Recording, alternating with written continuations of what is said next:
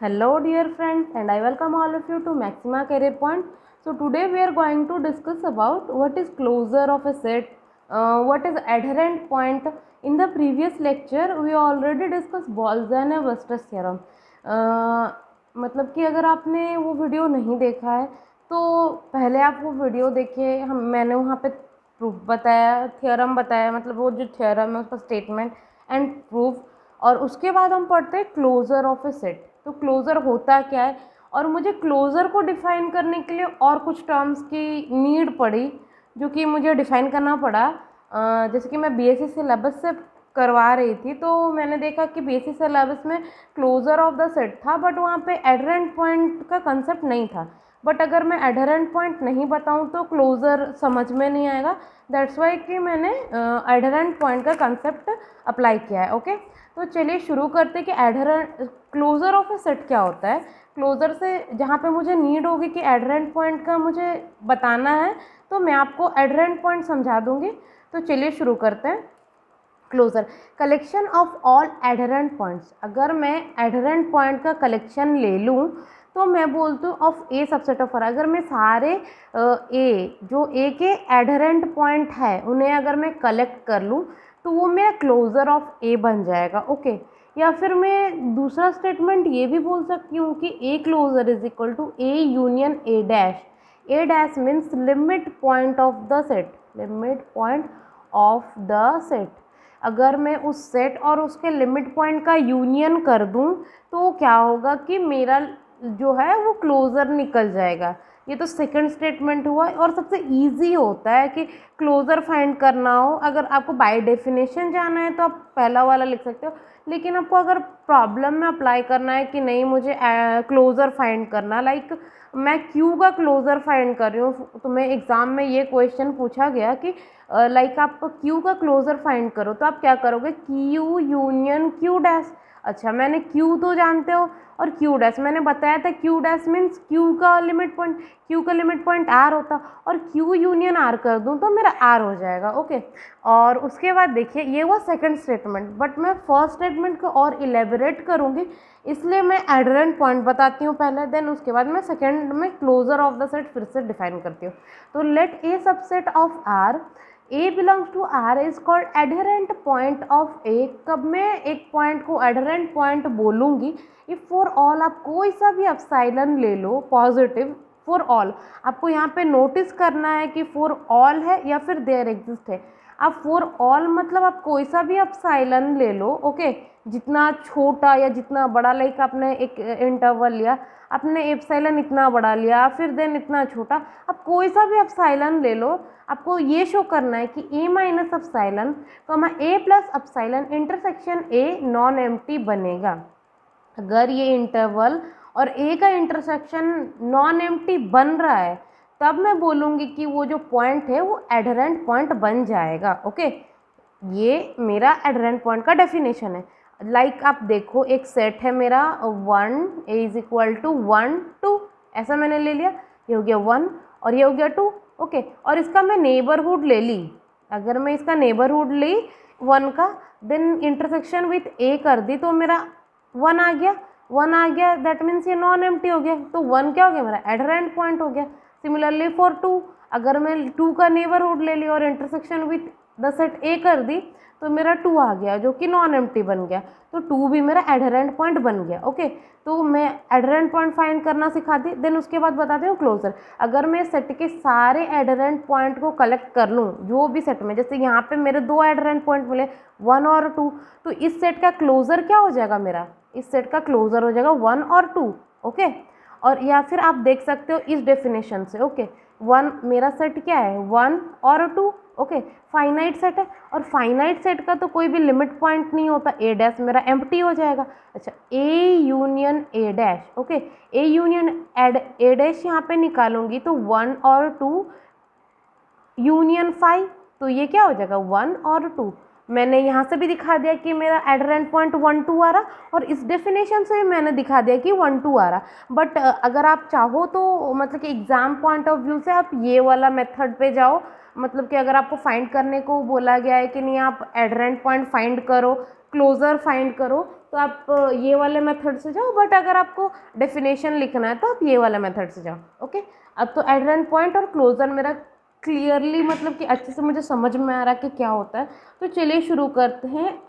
कुछ true false type questions, ये आपको बीएससी में नहीं पूछा जाता है, बट एंट्रेंस मीन्स हमें लाइफ में करना क्या है कि बीएससी पढ़ रहे हैं तो कुछ एम तो होगा ही ना कि कुछ करेंगे, तो बाद में जाके हम एंट्रेंस के लिए प्रिपरेशन करना, तो उसके रिलेटेड मैं आपको थोड़ी थोड़ी जानकारी अभी से देना स्टार्ट करूँगी ताकि आप बाद में प्रिपरेशन करो तो आपको कोई प्रॉब्लम ना हो। ओके, तो first question is the if A belongs to R be limit point of A. अगर मेरा ए लिमिट पॉइंट है then A is adherent point of A, तो मेरा ए क्या बन जाएगा, वो एडहेरेंट पॉइंट बन जाएगा। ओके, आपको कुछ नहीं करना है, जो गिवन है उसे लिखना है, गिवन क्या क्या कंडीशंस है और हमें प्रूव क्या करना है, बस यही। अगर वो प्रूव हो रहा है तो ट्रू, अगर नहीं हो रहा तो फॉल्स। लाइक देखो आप, मैंने लिया ए मेरा एक लिमिट पॉइंट है। लिमिट पॉइंट का डेफिनेशन था क्या, A minus epsilon A plus epsilon intersection A minus singleton A is non empty. ये हुआ मेरा लिमिट पॉइंट का डेफिनेशन। और एडहेरेंट पॉइंट का डेफिनेशन क्या हुआ, A minus epsilon A plus epsilon intersection A, वो क्या हो गया मेरा, नॉन एम्प्टी। अच्छा, अगर आप सेट में ए को माइनस करने के बाद आपका सेट अगर नॉन एम्प्टी है, तो अगर मैं ए को इंक्लूड कर दूं तो भी तो नॉन एम्प्टी होगा, क्योंकि कुछ आए कि ना आए ए तो आ ही जाएगा।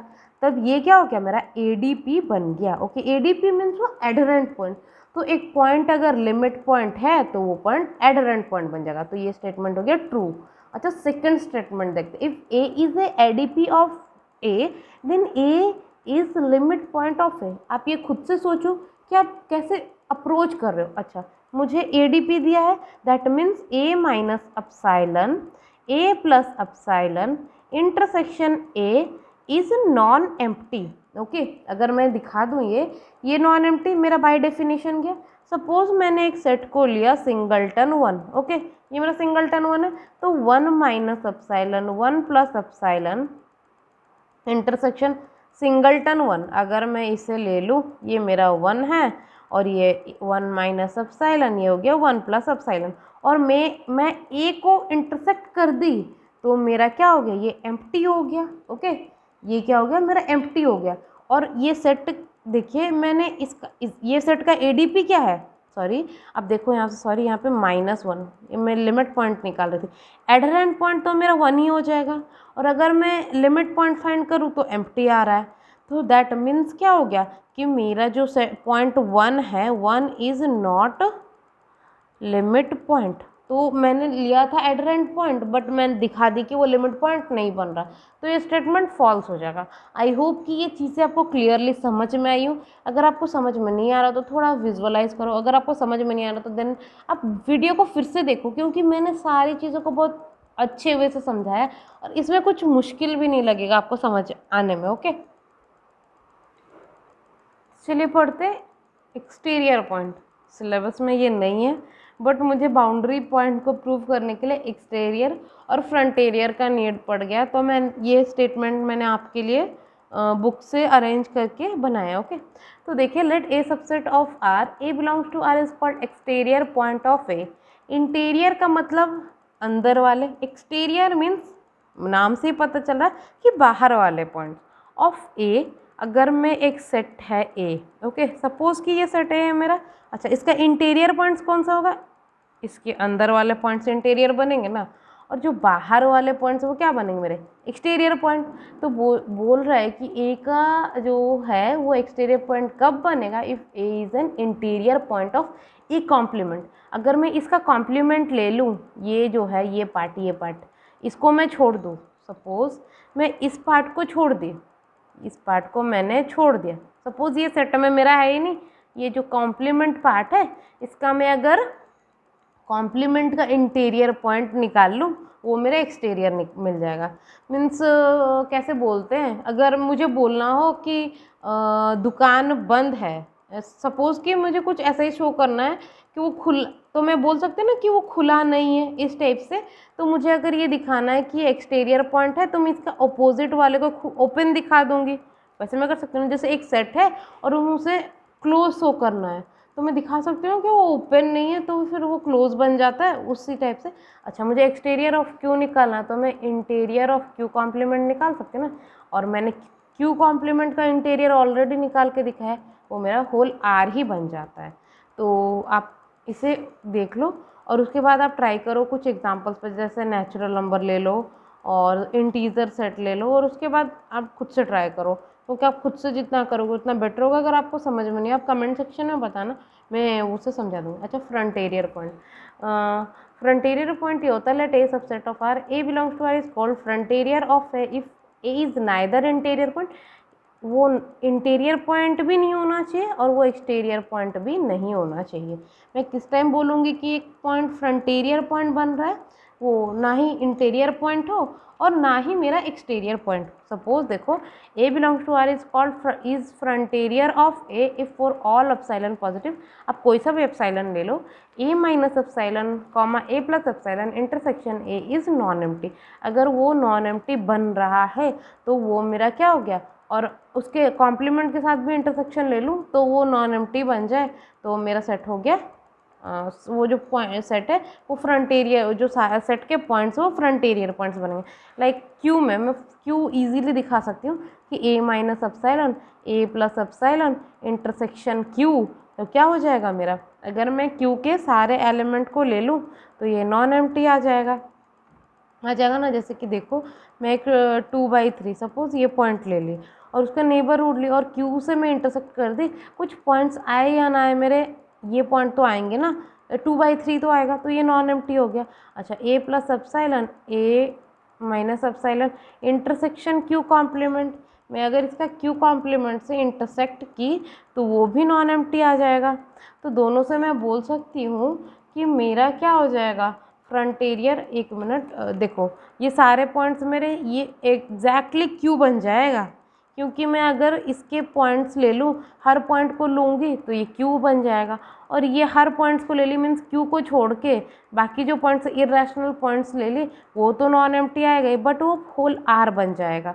और मैं क्यू इंटरसेक्शन आर ले लूँ तो ये आर बन जाएगा, दैट मीन्स कि frontier of Q is are.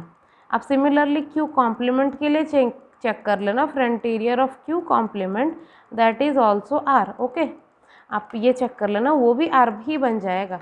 अच्छा, अगर मैं सेट को नेचुरल नंबर ले लूँ, ओके, नेचुरल नंबर क्या है, 1 2 3 4, इस टाइप का सेट। अच्छा, मैं दिखा दी कि A minus epsilon A plus epsilon intersection natural number is non empty.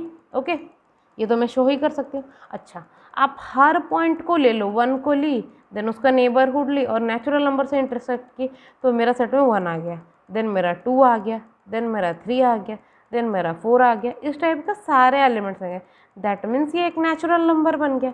अच्छा, A minus epsilon A plus epsilon intersection N complement, N का कॉम्प्लीमेंट ले ली, ये पार्ट्स, एक मिनट, ये पार्ट ये पार्ट ये पार्ट ये पार्ट ये पार्ट, ओके, इसका कॉम्प्लीमेंट ले, तो यहाँ पे भी तो कुछ पॉइंट्स हैं ना, यहाँ पे जो पॉइंट्स है एन कॉम्प्लीमेंट में आने चाहिए, तो ये जो पॉइंट्स है वो होल रियल नंबर दे देंगे। आप कोई सा भी पॉइंट उठाओ वो तो नॉन एम्प्टी बनेगा बट रियल नंबर आ जाएगा, और एन इंटरसेक्शन आर में जब फाइंड करूँ तो वो नॉन एम्प्टी आ जाएगा, सॉरी इंटरसेक्शन मेरा एन आ जाएगा। तो फ्रंटेरियर ऑफ एन, एक मिनट, फ्रंटेरियर ऑफ एन मेरा एन ही आ गया। ओके, इसके बाद है last and final point, our boundary point. Boundary point होता क्या है, इसके बाद हमारा मीन्स पीएसटी जो पॉइंट्स एंड टोपोलॉजी है वो फिनिश हो जाएगा, उसके बाद मैं सीक्वेंस एंड सीरीज पढ़ाऊंगी। बाउंड्री पॉइंट, एक let S subset of R then B D S, ये boundary of the set S मैं लिखूँ। अच्छा, मैं बी डी ऑफ ए लिख दूँ तो बाउंड्री पॉइंट ऑफ ए समझेंगे, वो होता है फ्रंटेरियर ऑफ एस इंटरसेक्शन एस। अगर मैं फ्रंटेरियर पॉइंट फाइंड कर लूँ और इंटरसेक्शन करवा दूँ ओरिजिनल सेट से तो क्या हो जाएगा मेरा, वो बाउंड्री पॉइंट मिल जाएगा, दैट इज़ बाउंड्री ऑफ, अगर z मुझे फाइंड करना, तो फ्रंटेरियर ऑफ z क्या है मेरा, z है, इंटरसेक्शन z, तो बाउंड्री ऑफ z मेरा z हो जाएगा। अच्छा, n का फ्रंटेरियर पॉइंट मैंने अभी फाइंड किया, n है, इंटरसेक्शन n में ले ली तो मेरा नेचुरल नंबर ही बाउंड्री पॉइंट में आ जाएगा। और एक है ये आप याद रख सकते हो। इफ़ एस इज़ काउंटेबल, अगर मेरा सेट काउंटेबल है तो बाउंड्री पॉइंट ऑफ एस मेरा एस के इक्वल हो जाएगा। ओके, आई होप ये सारे कंसेप्ट आपको अच्छे से समझ में आए। और अगर हमारा वीडियो आपको अच्छा लगे तो आप लाइक कीजिए, कमेंट कीजिए, शेयर कीजिए अपने फ्रेंड्स लोग के साथ, ताकि वो भी ये देख पाएँ और उन्हें भी फ्री कंटेंट मिल पाए अच्छे से। क्योंकि मैं बीएससी के सारे मतलब जो लाइन वाइज जितने भी पॉइंट्स सारे कवर अप करने को ट्राई कर रही हूँ। और अगर आपको कोई सा कंसेप्ट चाहिए तो आप कमेंट सेक्शन में बता सकते हैं हमें। और अगर आपको अच्छा लगे वीडियो तो प्लीज़ आप लाइक करो, सब्सक्राइब करो, अपने फ्रेंड्स लोग को शेयर करो। Thanks for watching.